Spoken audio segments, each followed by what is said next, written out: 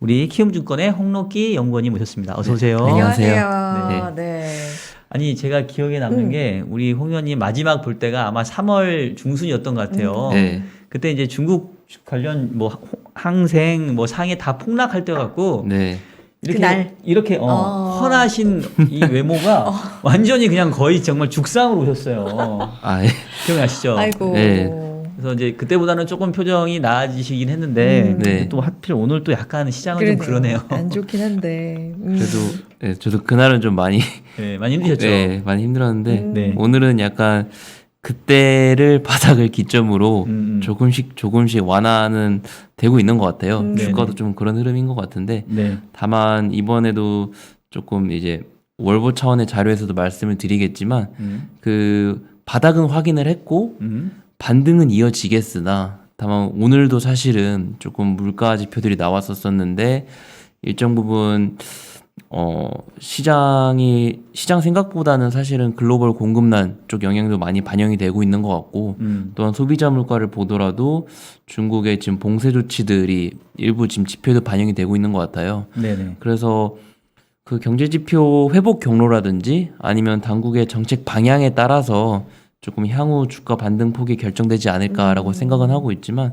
어쨌든 지난번에도 그렇고 이번에도 아직까지는 흐름이 좋다라고 말씀을 드리기는 어렵지만 저는 네. 연간으로 봤을 때는 중국 경제 자체가 회복할 만한 요인들은 매우 많고 뭐 특히 인프라 투자 계속적으로 확대될 것 같고 또한 수출 그러니까 무역 흑자 기조 속에서 중국으로 달러가 계속적으로 유입이 되면서 이제 위안화 가치도 추세적으로는 조금 가치가 강세 흐름 이어갈 수 있을 것 같고 연간으로 마무리를 할 때를 보면은 중국 주식 수익률도 글로벌 비교했을 때 나쁘지 않을 것 같다라고 생각은 아직까지는 하고는 있습니다. 네. 그때보다는 확실히 조금 뭔가 편안하게 그날 얼마나 좀 아니, 근데 힘들어하셨으면. 정말로 되게 저희가 봤을 때 너무 안쓰러울 아, 정도로. 진짜로. 왜냐면 이제 애널리스트 입장에서 자기 섹터가 이렇게 그렇죠. 망가지면 아유. 진짜 만사 귀찮거든요. 네. 오늘은 자, 조금 더 밝은. 예, 조금 나으신데 네. 어쨌든 결론을 앞부분에 좀 말씀을 주시긴 했는데 네. 이제 사실은 제가 봤을 때는 아직 만만치는 않아서 네, 좀 하나하나 좀 맞습니다. 짚고 넘어가면 좋습니다. 좋을 것 같아요. 일단 오늘 중국 물가 나왔으니까 물가 얘기를 안 할 수밖에 네. 네. 안 할 수 없을 것 같아요. 맞아요. 네, 네. 생각보다는 그래도 계속 높은 수준인 것 같은데 어떻게 된 거죠? 네, 그러니까 전월이랑 비교했을 때 그 전월 대비 상승폭을 살펴보면은 사실 이전보다는 조금은 내려왔지만 네. 시장 컨센서스보다는 높았거든요. 네. 근데 그 흐름 자체를 생각해 보면은 사실은 지금 중국 물가가 그러니까 전년 대비로 살펴보면은 사실은 역기저 효과가 워낙 높기 때문에 조금 어려울 것 같고 좀 전월비로 생각을 해보면은 작년 10월을 기점으로 전월비 상승률이 지금 계속적으로 높아지고 있어요. 아, 그래요? 즉 그 말은 중국 공급자 가격들을 봤을 때 단기 상승 모멘텀이 계속적으로 강해지고 있는 것 같고 네. 사실 그 흐름은 다른 것보다는 이제 우크라이나랑 이제 러시아 전쟁이 장기화가 되면서 에너지 가격의 상승세가 좀 계속되고 있잖아요. 그런 부분들이 계속적으로 반영이 되면서 중국의 공급자 가격들이 계속적으로 상승세를 이어가고 있는 것 같다. 실제로 그 세부 항목들을 살펴보면은 항상 그렇지만 중국의 생산자 물가에서도 그런 에너지랑 광업들, 채굴들, 그러니까 좀 업스트림에 가까울수록 물가 인플레 압력이 높은 상황이고 뭐 최종 수요자랑 가까운 소비재 생산자 물가라든지 그런 부분들은 여전히 좀 낮은 수준을 기록을 하고 있고요. 또한 그 소비자 물가를 살펴보면은 이번에 1.5% 정도 상승을 하면서 시장 컨센이랑 대체로 비슷했거든요. 그러니까 이 숫자가 중국 당국의 목표치랑 비교해 보면은 뭐 큰 의미는 없을 것 같아요. 그러니까 중국 당국 타겟 인플레가 연간으로 3%니까 뭐 여전히 낮다라고 이제 생각을 할 수 있는데 어쨌든 지금 살펴보면은 코어 CPI, 그러니까 에너지 가격이랑 식료품 가격을 조금 빼서 보면은 이거보다 더욱더 위축된 상황이고 지금 중국 소비자 물가 역시 주요 도시들의 봉쇄 조치가 좀 계속되면서 조금 단기적으로는 상승폭이 조금은 높아진 것 같다라고 생각은 하고 있습니다만은 연간으로 볼 때는 소비자 물가, 그러니까 수요 쪽의 인플레 압력은 매우 낮은 거는 여전히 문제다라고 생각은 하고 있습니다. 지금 오늘 물가가 소비자 물가가 1% 중반 나왔고 네, 네. 생산자 물가는 전년 동기 대비 8%대 와. 네네. 나왔죠? 8%대 조금 넘었는데 네. 시장 컨센보다는 높았었었죠. 네. 그때도 한번 여쭤봤던 것 같긴 네네. 한데 네. 그러니까 다른 나라는 지금 소비자 물가가 높아서 그렇죠. 난리긴 한데 네. 중국은 그에 비하면 안정적인 것 같긴 하지만 생산자 물가가 계속 8%대로 높고 소비자 물가가 1%대 중반에 계속 머물러 있으면 네. 이게 장기화되면 이것도 뭔가 좀 부작용이나 안 좋은 영향을 줄 수 있는 여지는 없나요?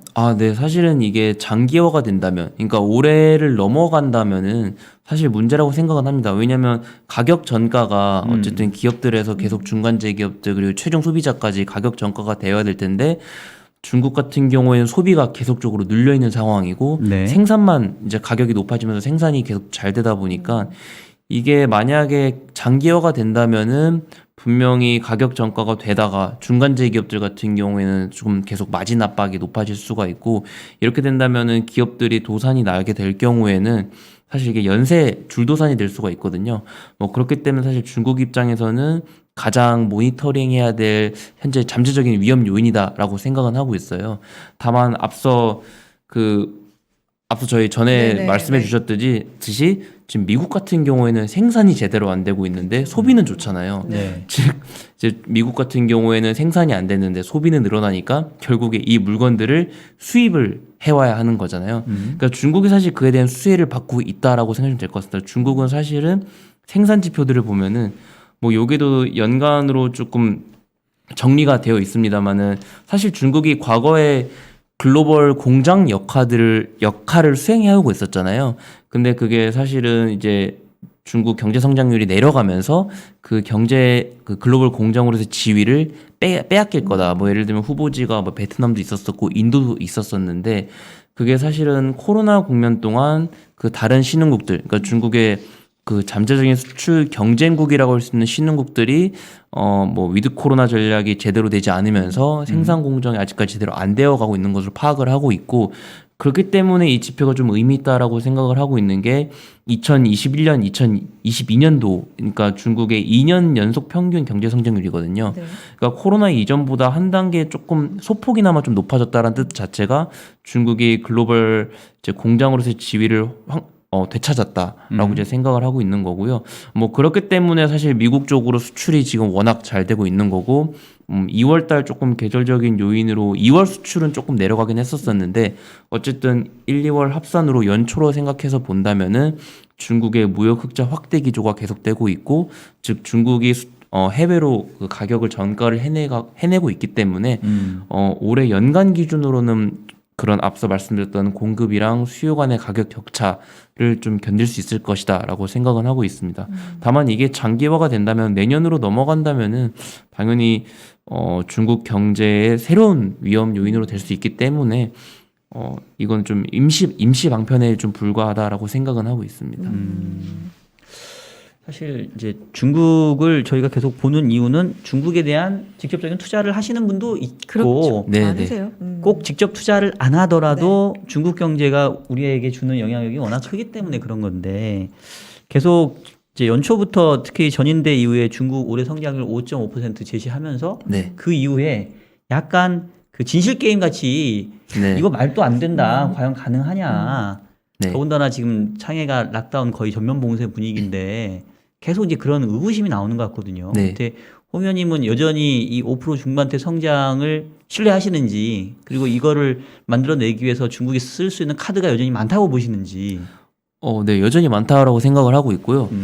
제 개인적인 의견으로는 사실 중국 주식시장 수익률은 올해 지금 이 3월, 4월에 있는 불확실성들이 얼만큼 가냐에 따라서 조금 이제 그 반등 폭이 제 생각보다는 낮을 수도 있다라고 생각은 하고 있지만 네. 오히려 올해 연간 목표로 설정한 경제 성장률만큼은 무난히 달성할 수 있을 것 같다라고 생각을 하고 있거든요. 무난하게요? 네, 실제로 아까 말씀해 주셨던 것처럼 지금 중국이 목표로 제시하고 있는 경제 성장률 목표치는 이제 5.5%이고 대체로 중국 쪽에서 내놓고 있는 전망치가 높고요. 네. 이게 보시면 IMF를 필두로 이제 서구권들의 주요 증권사들의 성장률 전망치를 보면은 많이 낮아져 있는 상황이거든요. 이게 실제로 지금 3월에 그 이제 제로 코로나 정책들, 그러니까 고강도 방역 조치가 사실 피부로 느껴지면서 지금 전망치가 낮아지고 있는 거다라고 생각을 하고 있는데, 저는 말씀을 드렸던 것처럼 작년에도 그랬지만 올해 10월까지는 사실 중국이 제로 코로나 정책을 풀 만한 요인들은 없었다라고 생각을 하고 있고, 실제로 이 경제 성장률 목표치에는 주요 핵심 기조는 투자에 있지 그 내수 쪽에 있다라고 내수에 없다라고 생각을 하고 있거든요. 그래서 사실 이 자료가 그 1분기에 있었던 중국 경제 지표들이랑 그리고 정책들 그리고 기업 실적들의 내용들을 정리하면서 다음 분기의 시사점이 어떻게 될지를 좀 정리해 본 내용이거든요. 그러니까 중국은 사실은 뭐 탑다운으로 봐도 바텀업으로 봐도 그 기업 투자들, 그러니까 소위 인프라 투자를 중심으로 각종 기업들을 투자를 늘리고 기업발, 그 정부발 그 수요를 확대시키는 데 있지, 실제로 그 수요, 그러니까 개인들의 소비가 빠르게 늘어날 것이다라고 생각은 하지 않고 있거든요.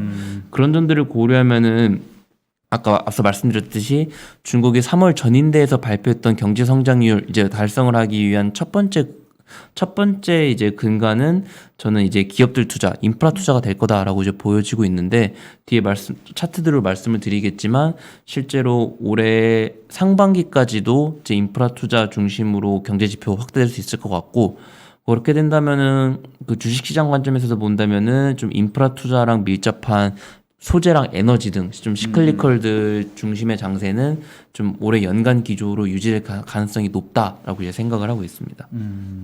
이 자료는 게시판에 공유가 네, 오늘 게시판 네, 예, 다 올라가 있는데요. 가능하니까 참고하시면 좋을 것 같고요.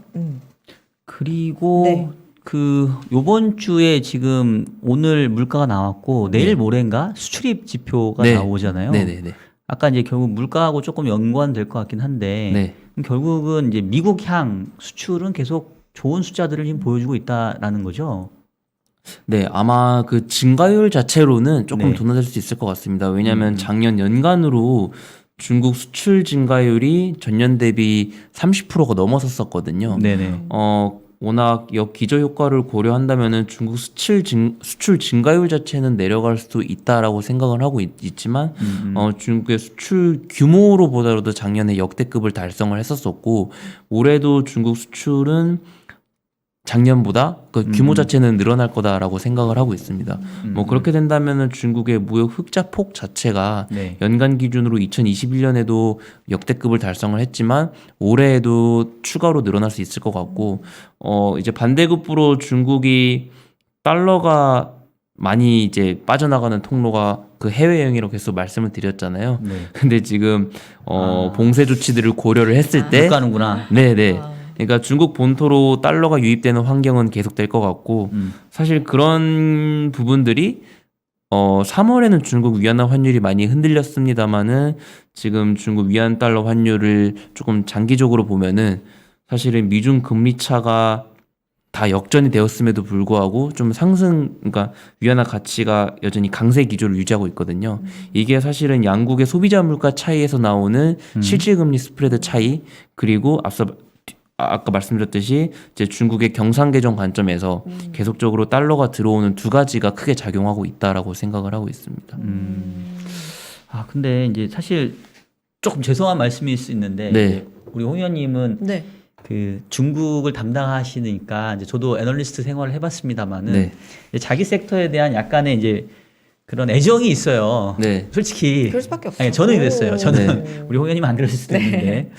그래서 이제 조금 이렇게 중국 그 소비 쪽에서의 충격이 생각보다 크지 않을 거라고 저는 자꾸 이제 들리는 것 같은데, 뉴스 플로우를 네. 보면은 지금 뭐 상해는 되게 심각한 걸로 지금 보여지는데, 실제 뭐 이렇게 아시는 분도 많이 네네. 계실 거잖아요. 네네네. 그냥 이렇게 저희가 뭐 그냥 보통 정도로 봐도 될 건지, 아니면 생각보다 소비 쪽에 충격이 좀 심할 그런 위험성은 없을까요?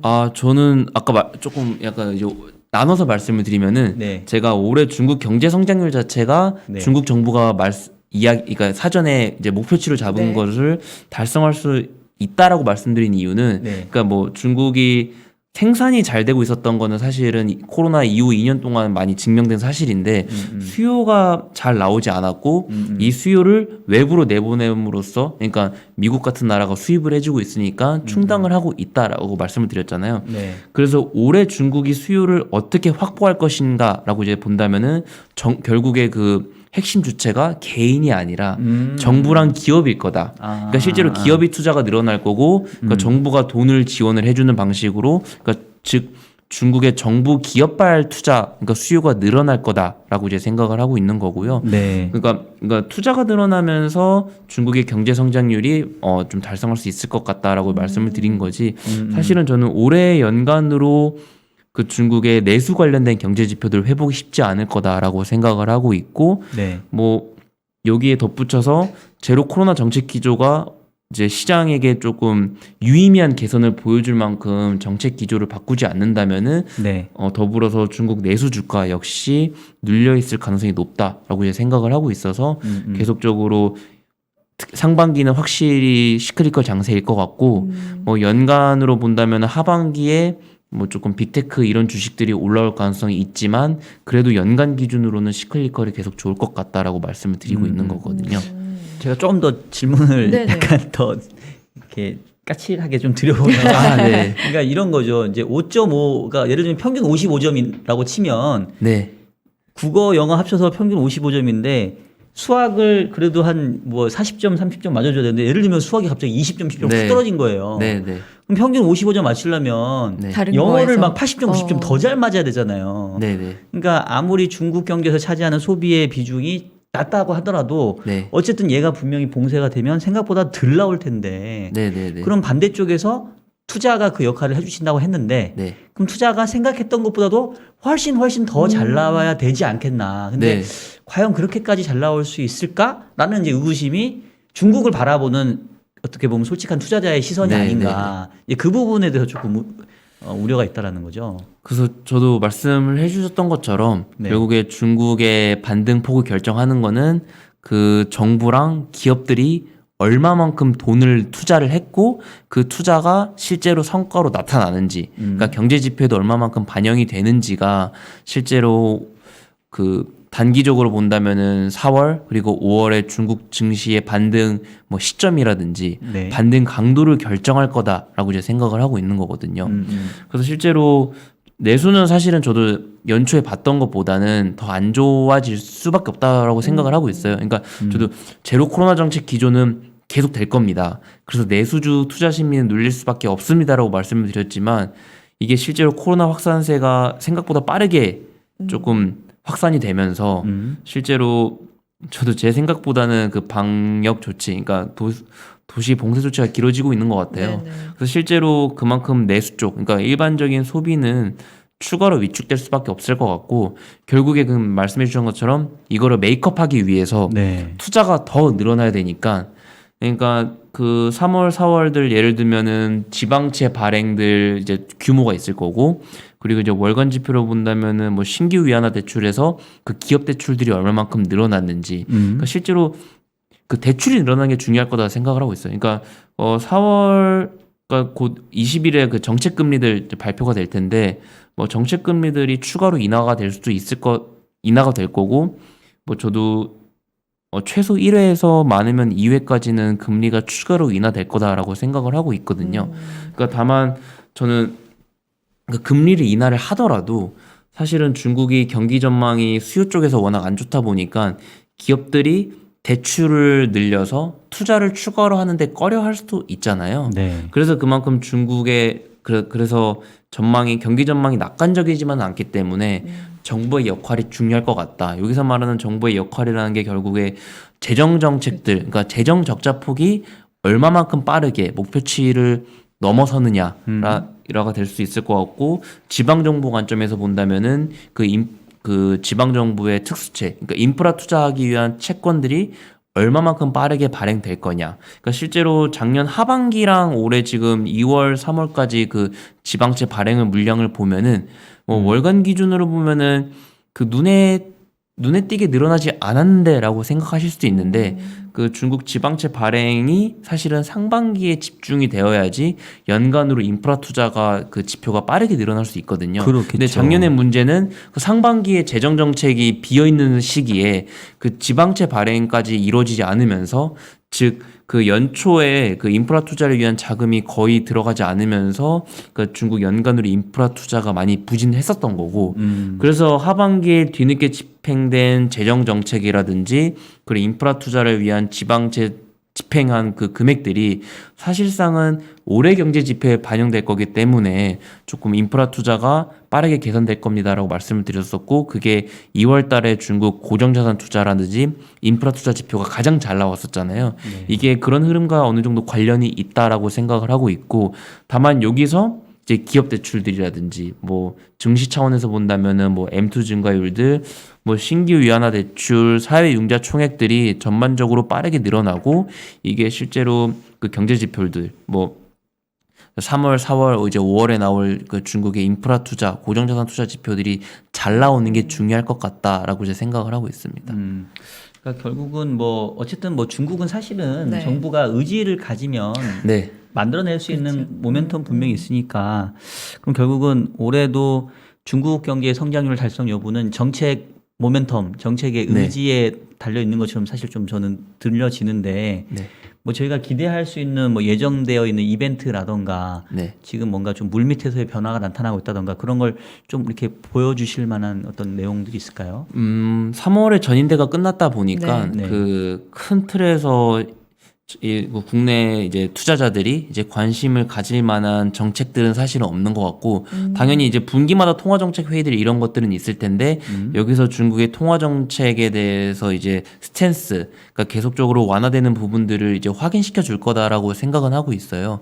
근데 다만 앞서 말씀드렸듯이 저는 올해 같은 경우에는 통화 정책 그러니까 단순히 통화 정책만 한다고 중국이 빠르게 이제 신용 공급이라든지 투자가 늘어날 수는 없는 환경이기 때문에 즉 경기 전망이 그리 낙관적이지만은 않기 때문에 실제로 기업 대출들이 빠르게 늘어나는 것을 조금 확인은 해야 된다라고 생각을 하고 있어서 지금 오늘도 발표가 됐지만 그러니까 중국의 이제 기업 대출들 이제 증가율이라든지 뭐 사회융자 총액들 좀 신규 위안화 총액들을 신규 위안화 대출들을 한 향후 2, 3개월간은 조금 계속 좀 예의주시해야 될 것 같다라고 생각은 하고 있습니다. 네. 일단 좀 확인을 해가면서 대응을 해야 되는 영역으로. 큰 이벤트는 혹시 없고. 선혜 네. 씨는 네 주식 투자 하시나요? 하죠. 혹시 중국도 투자하시나요? 하지 않습니다. 그래요? 네네네. 한다면 조금 더 아, 직접적으로 궁금한 점이 많을 텐데. 근데 오늘 홍콩이 좀 많이 네. 빠졌다고요. 음. 이 부분도 채팅창에서 이제 궁금하신 분들이 네, 아니, 그래서 많은 것 같아서. 아, 저는 네. 그 네. 홍콩 관련돼서 우리 네. 퇴직연금에서 네. ETF 그러네. 네. 홍콩 항생테크에 저뿐만 아니라 이게 많이 물리신 분들이 맞아요. 많거든요 지금. 네네. 그래서 궁금한데. 그러니까 사실은 현재 같은 경우에는 그러니까 이번에도 사실은 저번에 방송에 말씀드렸을 때는 네. 사실은 홍콩 증시에 직격탄이 될 만한 뉴스들이 많았기 때문에 홍콩 증시가 더 많이 빠졌었던 거고 네. 근데 그때 있었던 요인들이 뭐 사실은 대외적인 관점에서 본다면은 뭐 미국에 상장된 중국 기업들에 대한 규제들 이슈들도 있었었고 뭐 또한 뭐 러시아 우크라이나 이슈들도 있었었잖아요. 근데 사실은 중국이 이것과 관련돼서는 그 홍콩 이제 대부분 홍콩 기업들이 그러니까 네. 홍콩에 상장되어 있는 기업들이 그러니까 미국에 상장되어 있는 것들이 많거든요. 그러니까 이게 일각에서는 중국이 미국에 상장되어 있는 그러니까 중국 당국이 그 해외에 상장되어 있는 자국 기업들을 좀 못마땅히 여기는 것인가라는 우려가 있었었는데 그렇죠, 작년에. 이런 것이 아니다라고 이야기를 해줬었고 또한 결국에 그 ADR 쪽에서 발생한 것도 미중 갈등의 일환이잖아요, 사실은. 그러니까 미중 갈등이 여러 버전으로 나오고 있는데 이게 이번에는 이제 ADR 버전이 나왔다라고 이제 단순하게 말씀드릴 수 있을 텐데 이게 이거 관련돼서 결국에 미중 갈등은 그 키를 그러니까 완화 분위기를 조성할 수 있는 건 사실은 미국은 아니고 중국이거든요. 그러니까 무슨 뜻이냐면은 그러니까 중국이 어느 정도 미국의 요구에 수용하는 모습들을 보여줘야지만 네. 그러니까 완화 분위기가 조성될 수 있다라고 생각을 하고 있고 네. 이것과 관련돼서는 중국이 이거 한 발도 안 물러섰던 부분들이 이제 해외 상장되어 있는 중국 본토 기업들, 그러니까 자국 기업들이 미국 예를 들면 이제 미국 기업들과 미국 당국으로부터 직접 이제 감사를 받는 것을 불허를 했거든요. 뭐 이유는 뭐 안보가 결국에 결정적이 될 텐데, 그러니까 안보를 근거로 이제 미국 당국들이 그러니까 중국 기업들의 그런 세부적인 내용들, 실적들이나 재무 상황들이나 어떤 사업을 하고 있는지를 조사하지 말라라는 게 사실 중국의 요구였거든요. 네. 근데 이제 그 부분에 대해서 일정 부분, 그러니까 중국 정부가 이렇게 나오면은, 그러니까 중국 기업들 입장에서는 사실 정부 말을 안 듣고 할 수는 없잖아요. 그러니까 중국 기업들은 정부가 못하게 하는 거다라고 하면은 미국 당국 입장에서는 결국 그것도 핑계일 뿐이니까 네. 결국 압박을 가하고 그게 애꿎은 중국 ADR 기업들만 피해를 입고 있었다라고 생각을 하고 있는데, 어쨌든 이것과 관련돼서는 중국 정부가 3월 말에 일정 부분 물러났습니다. 그러니까 그 관련된 규정을 수정하겠다라고 이야기를 했고, 그렇기 때문에 홍콩 기업들은 사실은 단기적으로 불확실성이 완화됐다라고 생각을 하고 있거든요. 다만 오늘 같은 경우에 홍콩만 더 빠진 게 아니고요. 중국 본토에서도 본다면은 이제 과창판이라든지 네. 그 차이넥스트, 그러니까 성장주로 분류될 만한 기업들이 더 많이 빠졌습니다. 그러니까 결국에 중국이 그러니까 중국 주식이 바닥을 확인하는 구간들에 있는데, 아직까지는 3월에 중국 증시를 눌렀던 그런 불확실성 요인들, 특히 내부적으로 코로나 확산세에 따른 그 봉쇄 조치가 계속되고 있기 때문에, 그러니까 불확실성이 더 많이 흔들리고 있는 주식시장이 지금 현재 홍콩이랑 중국 본토 기준으로는 이제 차이넥스나 과창판이다라고 생각하시면 될 것 같고, 저번에 급락이랑 달리는 그냥 그 내부적으로 그 해당 지수들이 더 빠져야 될 만한 이유는 없고, 그냥 그 대외 요인에 조금 더 많이 변동성이 높아지고 있는 거다라고 생각해 주시면 될 것 같습니다. 네. 그 저희 이제 인프맥스 라이브 할 때 이제 중국 관련돼서 이제 위원님들이 이제 몇 분 나오시는데, 그렇죠. 지난번에 제가 성함은 까먹었는데, 그러니까 이제 중국에 관련된 투자는 크게 보면 새 시장이라고 하잖아요. 그러니까 본토 시장, 네. 그다음에 항생 시장, 그다음에 이제 미국에 상장돼 있는 중국 네, 주식 이렇게 있는데, 뭐 이 중에서 결국은 본토 시장으로 뭔가 정책에 그 지원이 몰릴 수밖에 없다. 네. 그래서 이제 항생보다는 본토를 이제 그분은 추천해 주셨는데, 네. 혹시 그 의견에 동의를 하시나요? 아니면 조금 다른 견해가 있으신가요? 저도 계속 이제 지역으로 본다면은 네. 항상 아직까지는 우선순위를 본토, 홍콩, ADR, 그러니까 미국 쪽에 상장되어 있는 기업들 이렇게 생각을 하고 있고, 네. 그 사실은 업종들도 그것과 어느 정도 관련이 있어요. 그러니까 중국 본토 쪽, 특히 상해 같은 상해 종합 지수에 중국의 흔히 좀 시클리컬과 관련이 많은, 그러니까 흔히 국영제 기업들이라고 이야기들을 하잖아요. 네네. 그러니까 국영제 기업들의 업종 비중이 높은 게 상해, 즉 본토 쪽인 거고, 사실 시클리컬 장세에 조금 상해가 상대적으로 업종 관점에서도 우위에 보일 수 있다라고 생각을 하고 있는 거고요. 또한 좀 홍콩 쪽은 아직까지는 불안 요인들이 많죠. 그러니까 홍콩 증시가 그 본토를 언더퍼폼한 지 거의 2년이 넘어가는 것 같아요. 그러니까 재작년부터 이런 흐름들이었었으니까. 네네. 그러니까 홍콩 증시를 크게 누르고 있는 가장 첫 번째 요인들은 빅테크를 필두로 한 서비스 기업들에 대한 규제이거든요. 그러니까 이러한 규제 기조가 아직까지 바뀐 게 없고, 또한 중국이 내부적으로는 금리 인하 기조를 이어가고 있지만, 어쨌든 글로벌은 긴축, 그러니까 미국을 필두로 글로벌 금리들은 올라가고 있잖아요. 네. 그러니까 이런 환경에서는 사실은 외국인 투자자들의 영향도 있겠지만, 상대적으로 대외 금리에는 홍콩 증시가 더 취약하기 때문에 저는 그런 요인들 때문에 뭐 내부적으로는 금리 인하하고 있지만 네. 대외적으로는 금리 인상되고 있는 부분들, 여기다 더해서 업종 관점에서도 좀 소재 에너지 비중들이 높은 좀 시클리컬 장세에 어울릴 만한 거는 본토 쪽에 가까울 뿐더러 정책 또한 어쨌든 큰 틀에서 강조를 두는 건 두 개거든요. 그러니까 제조업 혁신, 뭐 지역구 개발 투자 이런 거 전부 다 결국 인프라 투자 관련된 부분들이고, 네. 그리고 이제 두 번째는 내수이긴 합니다. 그러니까 중국이 각 성별로 정리된 내용들을 보면은 그 1분기 정리 내용에서도 제가 1, 2월 그 지방 양해들의 내용들을 2021년, 2022년 비교를 했는데 네. 그 나중에 자료 보시면 푸른색 음영을 표시를 해놨지만 네. 다 제조업 혁신 투자, 뭐 지역구, 뭐 개발 투자, 어디 인프라 투자 여기서 이제 플러스 내수 진작 이런 내용들을 많이 써놨거든요. 근데 저는 다만 앞서 요인 지적해 주셨던 것처럼 뭐 봉쇄 조치가 계속되는 환경에서 내수가 얼마만큼 회복될 수 있겠느냐. 그러니까 정책적으로 2년 동안 내수 진작을 안 했던 건 아니잖아요. 네. 그러니까 내수하겠다라고 이야기를 했었었고 그런데 실제로 뭐 고용 환경도 불안하고 뭐 소득도 안 좋다 보니까 그만큼 소득 관련된 지표들, 그러니까 내수 지표들이 회복 반응을 안 보였던 거는 저희가 2년 동안 겪어왔던 사실이고 확인해왔던 사실이고 작년 같은 경우에는 인프라 투자 쪽에서도 자금을 안 넣어주니까 결국 작년 기준으로는 인프라 투자, 내수 전부 다 안 좋았던 흐름들이었는데 올해는 인프라 투자 쪽으로는 돈이 유입될 만한 환경들이 지금 많이 보여지고 있고 아직까지 확인된 지표들로는 지금 긍정적이다라고 이제 생각을 하고 있는 거고 내수 쪽은 안 좋게 보고 있는 이유는 사실은 크게 이거를 봐주시면 될 것 같아요. 그러니까 중국이 소득으로 봤을 때 그 결국 소비가 늘어나려면은 직장이 탄탄해야 되고 그렇죠. 그 실제로 소득이 월급이 잘 들어와야 되잖아요. 네. 근데 보시면은 이게 헤드라인으로 실업률을 보면은 이거 5.5%예요. 최근에 높아지긴 했지만 이 헤드라인 실업률은 나쁘다라고 말씀을 드리기는 어려울 것 같아요. 왜냐하면 중국 정부가 목표로 하고 있는 실업률이 5.5%거든요.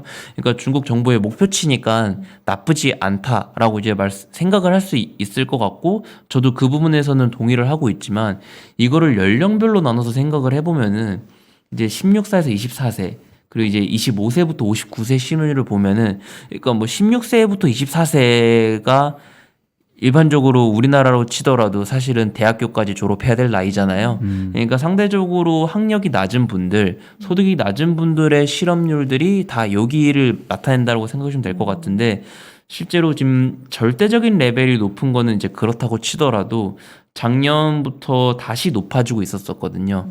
그러니까 중국이 정책적으로 그 내수에 대한 부스트가 약해지면서 바로 그 저소득층의 실업률이 높아지고 있는 부분들, 즉 이쪽 부분들의 고용 불안이 높아지고 있는 부분들이 실제로 현재 중국의 고용 상황들을 조금 대변하고 있는 것 같다라고 생각을 하고 있고 실제로 3월 PMI에서도 보면은 그 제조업 PMI 쪽에서도 고용 안 좋아졌고요. 네. 특히 비제조업 쪽, 여기가 서비스가 들어가 있는데 서비스업 쪽의 고용 PMI는 더욱더 내려가 있는 상황입니다.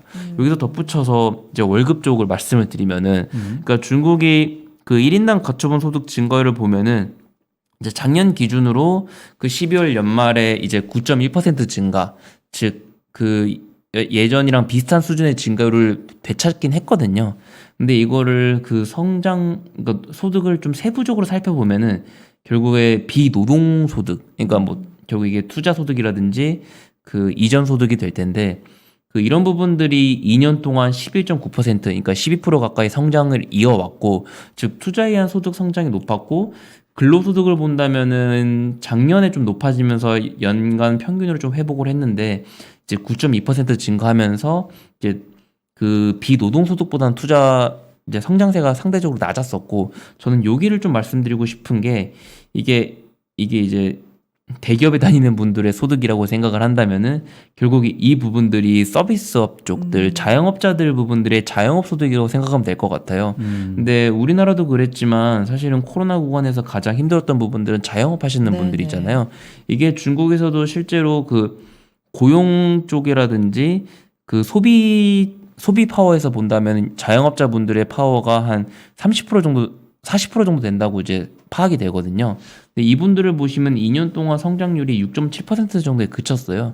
그러니까 중국의 서비스 쪽에 대한 경기가 나빠지고 있는 것과 관련이 있을 텐데 중국의 자영업자분들의 소득 증가율이 확실히 다른 부분들에 비해서 지금 처지고 있고 이런 부분들이 중국이 조금 개인 소비들이 빠르게 늘어나는데 즉 내수를 부스트하겠다는 정책을 실제로 경제 지표가 반영하지 못할 것 같다라는 이유로 조금 소득 부분들도 아직까지 질이 안 좋고 실업률이 좋다라고 그러니까 실업률이 개선됐다라고 이야기할 수 없다라고 좀 많이 좀 말씀드리고 있거든요. 네. 혹시 선희 씨뭐 중국 아니 관련해서 저는 여쭤보고 싶은? 중국은 참 글로벌리 금리 인상기로 대체로 가고 있잖아요. 네. 근데 금리 인하 정책을 쓰고 있고 거꾸로. 그러니까 네. 또 글로벌리 위드 코로나로 가고 있는데 봉쇄로 그러니까 이런 점들이 저는 참 중국을 보면서 시장에 참여하는 사람으로서 계속 뭔가 글로벌리 좀 공통되는 부분이면 좀 더 쉬울 수 있는데 자꾸 따로 참 보니까. 어렵다라는 생각을 좀 많이 하거든요. 네. 이런 점들 좀 어려움 토로하지 않으십니까? 그렇죠. 근데 사실은 이렇게까지 미국이랑 정책 스탠스를 네. 달리 가져간 적은 없는 것 같아요, 사실은. 그러니까 중국도 일정 부분 미국의 그 정책 스탠스를 따라갔거든요. 그러니까 미국 금리 인상 기조 때 같이 금리 인상하고 미국 금리 인하할 때 같이 인하하는 이런 방식을 취했었었는데 이번에는 사실은 중국이 상당히 정책 다이버전스가 높아지고 있어요. 네. 그게 결국에 이 차트에서도 네네. 시간상 마지막일 것 같긴 한데 네. 이 부분을 말씀을 드리면은 그러니까 실제로 미국은 금리가 계속 올라가면서 네. 뭐 2년물은 이미 역전이 되었습니다만 10년물 기준으로 보더라도 지금 미국 국채는 금리는 계속적으로 높아지고 있고 맞아요. 그러니까 중국 국채 금리는 그러니까 계속적으로 비슷한 수준을 유지하고 있으면서 양국의 금리 스프레드가 이렇게 내려가고 있는 거거든요. 그러니까 영의 수렴을 하고 있는 건데, 그러니까 이렇게 된다면은 사실 이게 불가능한 게 이렇게 된다면은 첫 번째로는 이제 중국 입장에서는 그 소비자 쪽, 그러니까 소비자 인플레가 높아질 수가 있고, 이렇게 된다면 사실 자국 통화가 약세로 갈 수밖에 없기 네. 때문에 뭐 이렇게 된다면은 위안화 가치가 하락하면은 결국 위안화 표시 자산들이 해외로 유출될 수밖에 없기 때문에 뭐 사실 중국 입장에서 좋을 수가 없거든요. 네네. 그래서 이렇게 갈 수가 없는 상황인데 저는 이번에 그러니까 중국이 미국이 금리 인상 기조를 가져가고 있는데도 불구하고 금리 인하 기조를 버틸 수 있는 이유는 결국에 좀 두 가지. 아까 말씀드렸던 것처럼 양국의 물가 차이랑 조금 현재 그러니까 무역 수지 흐름으로 설명될 수밖에 없을 것 같다라고 생각을 하고 있어요. 그래서 아까 맨 앞에 말씀드렸던 네. 부분들이 결국 차트로 마무리를 드리면 될 것 같은데, 네네. 그러니까 실제로 지금 중국 같은 경우에는 소비자 물가가 너무 낮은 상황이고 미국은 소비자 물가가 너무 높은 상황이잖아요. 그래서 결국에 양국의 소비자 물가를 뺀 실제 금리를 보면은 그러니까 미국은 마이너스 원에 있고 중국은 그 어느 정도 일정 부분 수준을 유지하다 보니까 오히려 실질금리 스프레드 기준으로 보면은 계속적으로 확대가 되고 있어요. 그러니까 즉 중국이 금리 인하를 하더라도 미국이랑 비교해서 본다면은 그 미국이랑 상대적인 가격을 본다면은 금리 인상한 효과를 누리고 있는 거다. 그러니까 중국의 자산들은, 그러니까 네. 위안화 표시 자산들은 금리 인하를 하고 있지만 결국에 이제 자산 배분 관점에서 미국이랑 상대성을 본다면은 그 금리 인상한 효과를 누리고 있는 것과 똑같기 때문에 실제로 금리 인하를 나서더라도 뭐 이것과 관련돼서는 중국 주식이 빠진다거나 뭐 중국 위안화 표시 자산들이 투자 심리가 위축될 이유는 없다라고 생각을 하고 있고 이러한 흐름들이 실제로 최근의 위안 달러 환율을 설명하고 있다라고 생각을 하고 있어요. 실제로 그 양국의 금리 스프레드가 줄어들고 있는 구간은 좀 작년부터 계속되고 있었었는데 실제로 최근 들어서 위안 달러 환율이 상승한 이유, 그러니까 위안화 가치가 내려간 이유는 그런 우크라이나 러시아라든지 아니면 최근에 뭐 제로 코로나 정책들 그리고 좀 미국과의 갈등이 좀 작용했다라고 네네. 생각을 하고 있고 추세적으로는 계속적으로 내려가고 있었잖아요. 그러니까 위안화 가치 강세가 기조되고 있는 것은 사실은 이 실질금리 차이 그리고 말씀드렸지만 이제 무역 수지가 계속적으로 역대급으로 연간 기준으로 유지가 되고 있고 이게 실제로 외환 보유고가 계속적으로 늘어나고 있거든요.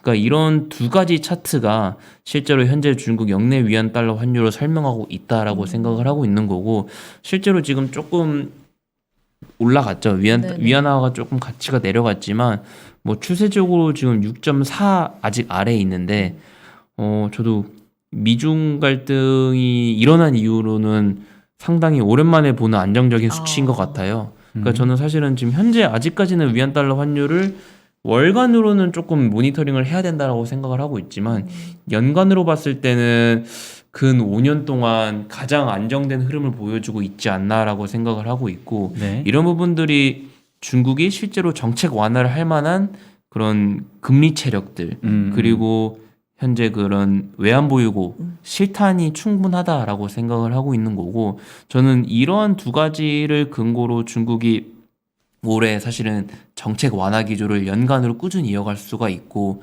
뭐 인프라 투자 늘어날 거라는 징조는 계속적으로 보여주고 있고 뭐 그렇게 된다면 연간으로 본다면은 지금 중국 증시가 바닥인 거는 사실 다들 공감을 하실 텐데 네. 반등이 빠르게 안 나올 것 같아서 다들 걱정이신 거잖아요. 그러니까 반등폭이 그 고생한 만큼 보여줄 것인가가 고민이실 것 같은데 연간으로 본다면은 사실은 중국은 올해는 작년이랑 달리 좀 좋은 모습을 보였던 한 해가 될 것 같다라고 아직까지는 전망을 하고 있습니다.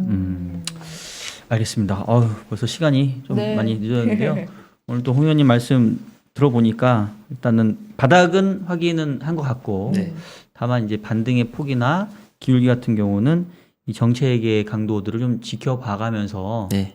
이렇게 좀 살펴봤으면 좋겠다. 뭐 이런 정도로 말씀 이해하면 되는 거죠, 그죠? 네, 정리를 더 잘해주셔가지고 항상. 알겠습니다. 네.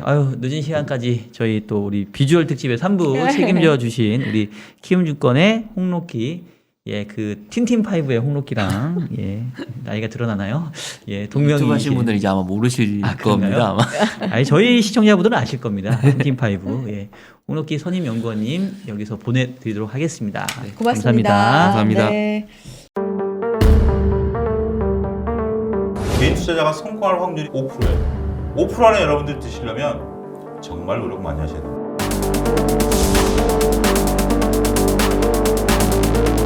2022년도에 시장의 줄거리를 잡을 만한 얘기들 이런 것들로 충분히 채웠는데 물론 소장님의 뷰와 제 뷰는 또 다릅니다.